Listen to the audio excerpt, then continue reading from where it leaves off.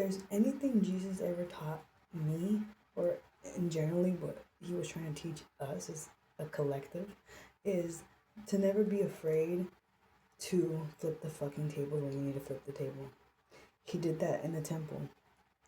The people that were exchanging the coins and all that, and trading like the animals and selling them and all that in the temple, he was not afraid to flip that fucking table, or tables, should I say, right? Another thing that like just keeps coming up. So people want to say Jesus was nice. Jesus was not nice. Okay, the definition of nice at the end of the day, it means you're tolerable. You tolerate whatever people give you or show you or tell you, whatever, and you're agreeable with it, whether you are or aren't. But to be nice, you have to agree to disagree, and so you just agree with it, right? And so Jesus was not nice because Jesus was not agreeable. Because let's go back. If he was agreeable, do you think that he would have flipped all those tables if he was agreeable with everything that everybody was doing? Of course not. He was not afraid. So his compassion, his caring, his care, his love, his nurturing spirit, it's a kindness, okay?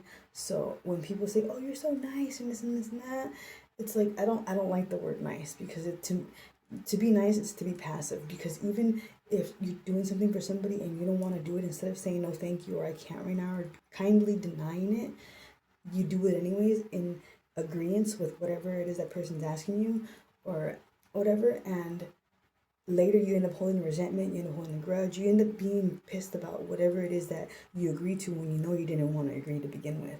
You know what I'm saying? So Jesus was not nice. He was kind. So I hope we can understand that.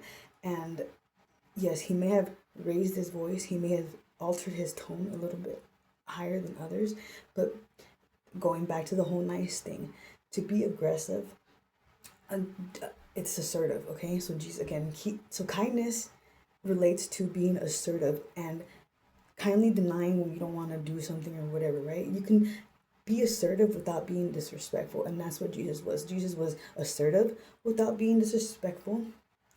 But to people that are always nice, they're gonna see it as, oh, he's aggressive, or he was doing like, no. It's just you got the whole thing mixed up, though. You know what I'm saying? So like Jesus was kind and assertive, and he did not tolerate or agree with what wasn't in alignment with the Father's will.